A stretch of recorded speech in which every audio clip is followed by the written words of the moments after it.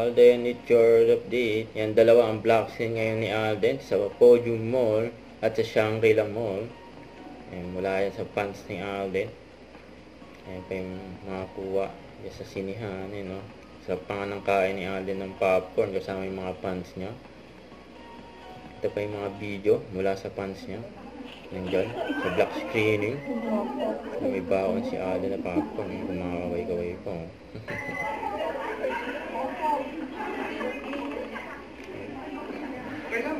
Bilis si Alden.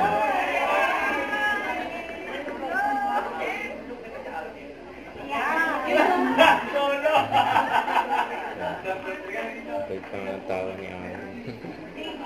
May excited mga fans niya.